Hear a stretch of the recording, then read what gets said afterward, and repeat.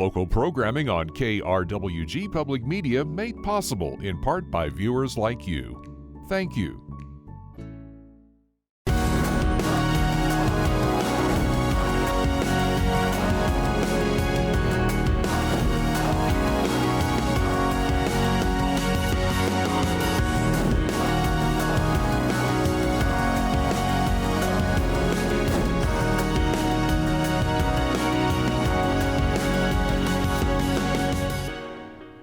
Hello and welcome to Fronteras, a Changing America. I'm Anthony Moreno. On this episode, we discuss issues facing small businesses. Joining us is someone who serves as the voice for millions of small businesses across the country and is the 27th administrator of the U.S. Small Business Association. Please welcome Isabella Casillas Guzman. Administrator, thank you so much for joining us. Oh, it's my pleasure to be here in Las Cruces. Well, it's wonderful to have you. What are some of your top priorities you have in your role right now with small businesses? Well, the Small Business Administration is about delivering the American dream of business ownership, to more Americans. And the Biden-Harris administration is really committed to building an economy that works for everyone, a level playing field for our small businesses to be able to compete. Small businesses are competition. They are innovation. It's what strengthens our economy so that we can get good priced food, products, services across the country. And so we really are committed right now to making sure that we can deliver that stable economy for everyone, including our small businesses. And I think coming out from the pandemic and the great impact it had on our small businesses, such disruption to their everyday lives, we are now hopeful with the great results that we're starting to see and know that we need to continue to work towards. And so the lowering cost of goods, just with the annual inflation rate going down for 7 months, and while still maintaining good unemployment levels. And so, I think the lowest unemployment since 1969. So all those data points point to good signs that what we're doing, investing in America, is working. Where in my world, what I'm really hopeful about is there's been a small business boom over the last couple of years. Across the country, 10.5 million people decided to file to start a business, and that's incredible hope as each person looks towards their future and growing revenues through business opportunities. You mentioned something very interesting about this small business boom happening. Can you kind of share with us what you're finding out may be the cause of that? Yeah, I think for small businesses, it's either opportunity or a necessity. There's been a change of life situation, change in jobs or something like that, and someone decides to go out finally on their own and pursue that dream that they've always had or that side hustle that they've always had. But there is also a pursuit of opportunity. We've seen some great businesses start in recessions throughout history, and so I do think as people are pursuing opportunities in this new market, they're also starting businesses. So there's some of all of it. I've met with businesses across the country, some of these new business starts as well, and I think I think that the pandemic made people reflect as well on what their lives were focused on and prioritized. And so for many of them, it was time to take the leap and start their business. Do you think the Great Resignation played a role in any of this? Most definitely. A lot of times, especially for our people of color and women, we see them seeking opportunity for advancement and more prosperity through business ownership because they feel that they can go farther with entrepreneurship. So I do think the Great Resignation, and especially since we're seeing the face of entrepreneurship continue to evolve so that it's more women and people of color, that has a big factor. What do you think we learned from the pandemic about what needs to be addressed to help small businesses when something like that happens? Yeah. Well, clearly resilience is the word of the day and going on into the future, because whether that's from natural disasters or disruption from a cyber attack or the pandemic, anything that disrupts your revenues, you need to be resilient in your business and have the preparedness to withstand whatever the issue is. And so that's what the SBA is all about. We provide capital, affordable funding for your business to be able to help you build up a strong balance sheet. And as well as make sure that you have the technical assistance, the know-how, the networks. You need a team behind you, and sometimes that is the federal government with the SBA and its great resource partners around the region, around the country. And so I do feel that small businesses, as they try to be resilient, they need to make sure that they're reaching out to all the resources that are available to them, especially the ones for free from the US SBA. What advice would you have for a budding entrepreneur who may be saying, I have concerns about launching this business right now with high inflation costs, with energy costs sort of high, concerns about being able to hire a skilled workforce? What would you say to that entrepreneur? Yeah, I mean, and I think, I grew up in a small business family. My dad's a veterinarian. We had a chain of veterinary hospitals. I've launched different businesses from, light manufacturing to, production house. And so I really feel that every day is a challenge and presents new opportunities and risks for your business. And so being well prepared, accepting and knowing what you do know and what you don't know, and making sure that you arm yourself with resources. I think planning to make sure that your supply chains, your vendors are all in order so that you can get the best price. Making sure that you are strengthening your financials so you can go after and get affordable capital at some point for your business. All those things have a big factor in whether or not you're able to navigate inflationary pressures or withstand disruption in your workforce. And I think the SBA's resources are tailored to some of those challenges. We've focused on workforce development and workforce challenges to make sure that our businesses can hire and retain folks. And so I do think the investments that we're making through the Biden-Harris administration in supply chains and innovation and infrastructure, all of that leads to great opportunities for our small businesses. And so I do think it's still a good time to jump in and really take the advantage of some of those investments. And just to speak a little bit about those, I mean, the Infrastructure Investment and Jobs Act, I mean, those are businesses, small businesses that are on those jobs right now across the country, building the roads and bridges and the broadband. When there's broadband, more micro entrepreneurship flourishes in communities. And we rely on infrastructure to get our customers and ship our goods as small business owners. And so, I do think that there's, great investment happening that can benefit a small business and make this a good time, notwithstanding the challenges that we see in the marketplace. Now, you mentioned resources being available.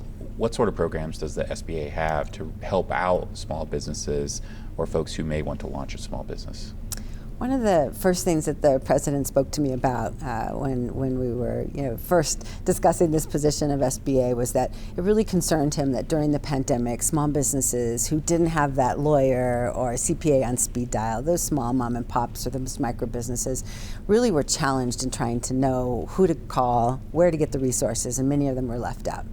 And so the Biden-Harris administration is really focused on investing in networks and navigation resources locally to help businesses figure out everything they need to know to run a business. I mean, we're about helping businesses start, grow, and build resilience. And so investing through the American Rescue Plan in an expansion of local networks of technical assistance providers, free mentors, and free advisors on the ground. We've increased from 1,200 to 1,600 centers. There's over 30 centers here regionally that we've invested in New Mexico to help businesses learn everything from digital e-commerce strategies, where every business had to go to during the pandemic, or how to get a contract with the largest buyer in the world, the federal government, or how to just manage your finances so that you're positioned to get that loan or get that investment. And so I think now more than ever, businesses need to be able to get through all that content and figure out how to support their businesses best. And that's what we've been investing in, as well as just the funding. I mean, funding is king. You need capital to grow your business, to buy that business for sustainability long term. And so we're really working hard to make sure we can transform all of our programs at the SBA to meet our businesses where they are and everywhere that they are. New Mexico has endured two of the largest wildfires in its state's history over the last year. What sort of disaster relief programs may be available for small businesses who are concerned about perhaps reopening at this time? It's one of the most vital programs at the SBA, and something I'm really passionate about, having come from California and been through some of those, natural disasters and wildfires. The SBA provides assistance to communities to recover from disaster, as well as build resilience, be prepared. So that means we provide renters, homeowners, small businesses, nonprofits with recovery loans to be able to rebuild quickly. And we know that wildfires can be devastating to not only the businesses, but their employees and their customers. And so we do take a whole community approach when it comes to our natural disaster assistance programs to make sure that we can help businesses and their whole communities recover quickly. But now we're leaning into, I've reorganized my Office of Disaster Assistance to focus on recovery and resilience as well. So it's our disaster recovery and resilience, so that we can invest time with communities to bring the whole of SBA for a strong small business economic development strategy after a wildfire or any natural disaster. And that's really what we're committed to, is let's prepare our communities to better withstand the disruption and be more resilient with investments in their properties that they could make with mitigation loans from the SBA to help withstand wildfires. One concern with small business owners in the area has, of course, been hiring skilled employees and keeping them. What do you see as a possible solution to addressing this issue? Yes, I mean, with those low unemployment numbers, it's been challenging for small businesses to find talent in many cases. I think that what I'm hearing across the country is, thanks to the COVID relief that the SBA put out, especially the Paycheck Protection Program, a lot of businesses were able to retain and guard those employees to be able to now, have a good workforce. And so I will say that it's a mix across the country in terms of being able to retain those employees. But I do think that deploying all the local resources that are available, federally funded and locally funded workforce development programs, can connect you to some great employees locally. And I've heard some incredible strategies of small businesses in leveraging those local resources to hire and also retain employees. I think the important part of the Inflation Reduction Act, there's a huge benefit to small businesses because it was about lowering prescription drug costs and healthcare costs. And for small employers who want to try to retain their employees, being able to offer some level of benefits is key. And so that's why the president has been so committed to making sure we can get affordable healthcare to all Americans. So I do think, the working with advisors in SBA's network to tap into those local resources to find employees is really critical. But the one other thing I'd add, because having grown up in a small business family and had my own businesses, I know that oftentimes those teams become part of your family. They're the ones who help you execute because you can't do it all alone, and they help you grow your business. And I know that for small businesses, I've seen that they've had to add new flexibility in working with their workforce. The workforce has different demands in terms of their life-work balance these days, and so learning strategies of how to lead your employees well is also something that small businesses should explore with the SBA advisors. Broadband has been a major concern for many in New Mexico. Many communities face the digital divide. Of course, it's a challenge for small businesses as well. There's been some investments at the state and the federal level to help New Mexico. What do you think small businesses and really lawmakers at every level need to consider when trying to expand broadband access? Yeah, I mean, broadband is critical for small businesses' survival today, and especially resilience. But when you have an e-commerce website, you now open yourself up to the world, frankly. And a lot of small businesses using e-commerce are delivering in multiple countries, and we need that to strengthen our economy and strengthen their revenue base. And so we've launched a Small Business Digital Alliance at the SBA to work in partnership with large corporations who are giving free tools and resources to small businesses to get digital. So I am very hopeful with the fact that the infrastructure is being built around broadband, that hopefully our small business contractors are part of helping to build that.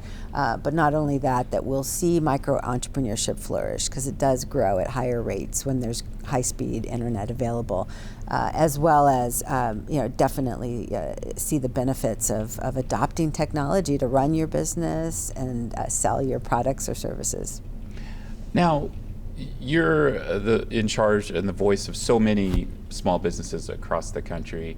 But you're also a Latina. Can you kind of share with me a little bit about what that means to you personally? Yeah, well, and I think that's why I'm so excited to be a part of the Biden-Harris administration, because the president and the vice president are so committed to equity, to that economy that works for everyone. That resonates personally with me, having grown up and seen what entrepreneurship did for my family. Entrepreneurship is a pathway to prosperity, and ensuring that there are pathways to prosperity for our community is so vital. And Latinos are highly entrepreneurial, so it's no surprise that they continue to grow in almost every state in this country. Their rates of entrepreneurship are really high, and so I know that they'll continue to be a part of building our small business landscape, and that means delivering jobs for this country and delivering revenue output. So it gives me great pride to be able to help ensure that the entrepreneurship programs at the SBA are equitable, that they reach all of our entrepreneurs, and as the President Biden says, that ideas from everywhere and anywhere can be cultivated through entrepreneurship. Administrator Guzman, I want to thank you so much for joining us. It's my pleasure. Thank you for having me.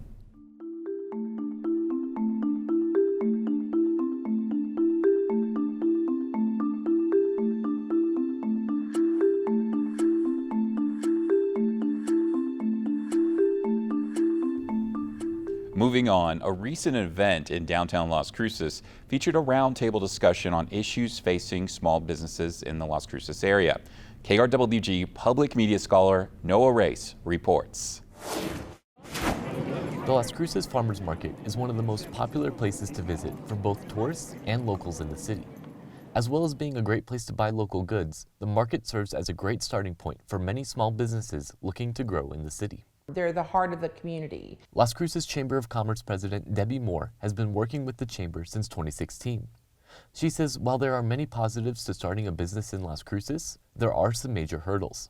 I think one of the main ones is the regulatory restraints from both all government agencies, from city all the way up to federal, and how businesses can really navigate those streams of regulatory constraints. According to the Federal Reserve, more than 700,000 businesses had to close their doors in the beginning of the pandemic. While the pandemic may be starting to fade away from memory, residual effects are still being felt by many businesses. I always say, how much can you charge for a taco? So prices have gone up. Minimum wage went up in January of this year. And I have to say, my small businesses love their employees. They want to keep them. But at the same time, the price increase is huge on the supply chain. While small businesses may face challenges, Moore says the first step to improvement is listening. I think listening to the business community is a powerful tool. And the regulatory restraints, how do you navigate those? Because they can change at a heartbeat, and the businesses don't know until they get a fine or something. I've been doing this for almost 40 years, and I will tell you that is one consistent challenge businesses have. In an effort to hear small business challenges, U.S. Representative Gabe Vasquez, alongside United States Small Business Administrator Isabella Casillas Guzman, held a roundtable with local business owners. And we have faced many challenges, especially through COVID and the pandemic, but we also stepped up. The administration delivered the relief that small businesses needed to be successful. And now what we're seeing is, as we're talking to small businesses, is how can we continue to partner with different agencies and get different resources so that now we can grow our businesses, now that we've made it out of the most dangerous period for them. The Small Business Administration is responsive. It does develop new processes and is a learning organization. Patrick DeSimio is a co-owner of Cruces Creatives, a local makerspace that allows people to build or create anything they want. As well as being a host for the meeting, Patrick says that the meeting was productive. Some of the challenges we heard today involved businesses that, for whatever reason, were falling through cracks in the programs. We heard from some agricultural producers who weren't able to access the Paycheck Protection Program, for instance, during pandemic relief, identifying cracks that people found through experience that could be corrected moving forward. According to the United States Small Business Administration, 99% of New Mexico businesses are classified as small businesses. Patrick says that after a nationwide search, this and other factors led to the creation of Cruces Creatives in Las Cruces. With a couple more changes, he says that the business atmosphere could greatly improve. Las Cruces really is remarkable in a lot of ways for its small business atmosphere. There are lots of things that could be improved.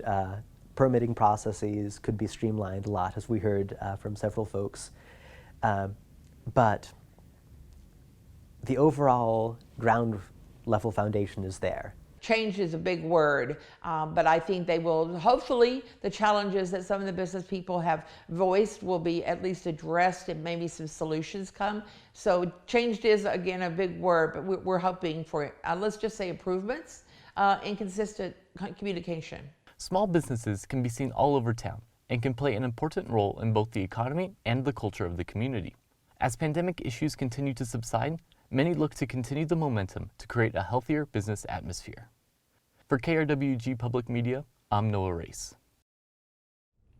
Joining us now is KRWG Public Media scholar Noah Race to share more about his reporting on this recent Small Business Roundtable event. Noah, thanks for joining us. Thank you.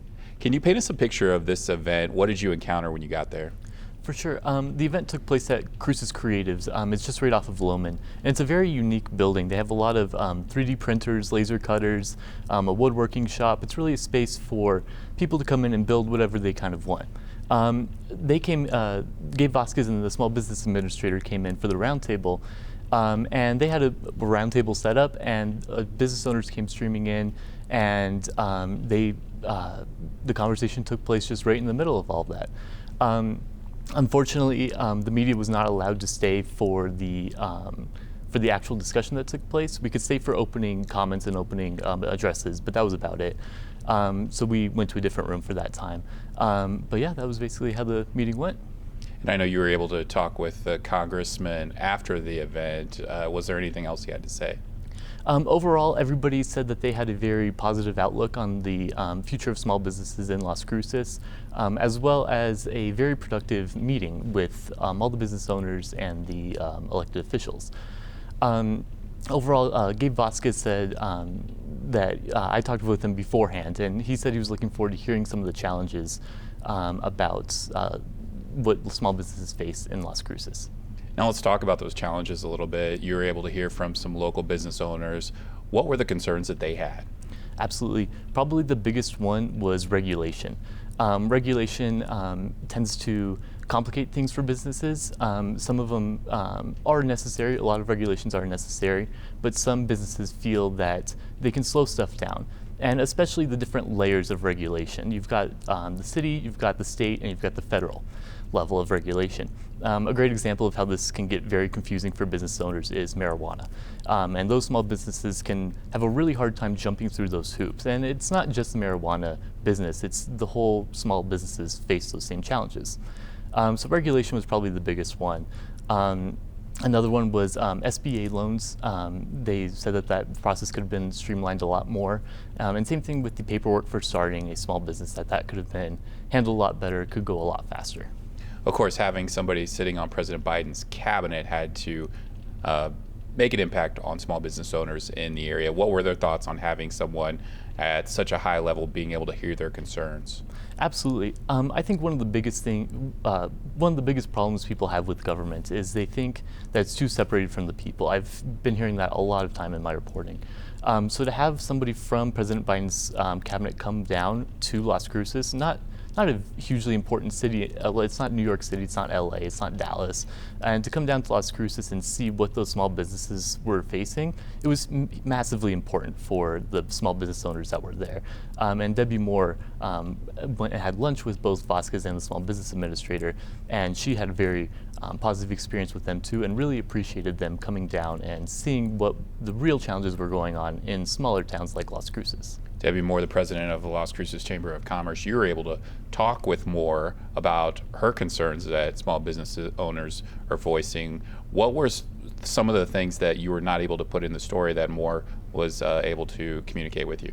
Absolutely. She touched on it a little bit, but minimum wage increasing really is a challenge for small businesses. Already due to inflation and supply chain issues that happened a while ago, they were running kind of tight on budget. So to up the minimum wage was a real challenge for a lot of small businesses. Of course, there's other stuff in the roundhouse right now that small businesses are fighting. One of them is the family medical leave going on up there. And that's something that they are also concerned about because of their budgets are so tight. I see. COVID-19 impacted so many businesses across New Mexico, across the United States. What were some of the concerns that business owners still had from the impact of the pandemic? Absolutely. COVID-19 was incredibly tough on small businesses. And talk about things changing fast. Things changed constantly during the pandemic. And once these small businesses were able to open up, that wasn't the end of the struggles. After that, we had these residual effects, like the supply chain issues. Stuff wasn't getting put into stores that fast. And then you had inflation coming in. So all these challenges of reopening, trying to get people back in the doors, trying to get your goods in your shop, and like now higher cost of goods, that was a real challenge for a lot of businesses. And one of the quotes from the story was, how much can you charge for a taco? And that's a good point. How much can you charge with inflation and still make a profit? Some big concerns there. What about the hopes for the future with small business owners? Absolutely. I think people had a very positive outlook after the meeting. I think people are a little cautiously optimistic. These last 3 years have been a real challenge for small businesses. So coming out, I think they're a little hesitant to really get behind, like, oh, everything's going to change, everything's going to change for the better. I think really what they're looking for is improvements and communication. And I think they definitely got the communication part handled at that meeting. KRWG Public Media Scholar Noah Race, thank you so much for joining us. Thank you. And we want to thank you for joining us. That's it for our program this week. You can stay updated anytime with the news and previous episodes of Fronteras, A Changing America at our website, krwg.org, or on social media as well. You can give us a thumbs up on Facebook, and you can follow us on Instagram and subscribe to us on YouTube. I hope you have a wonderful day. I'm Anthony Moreno. We'll see you next time.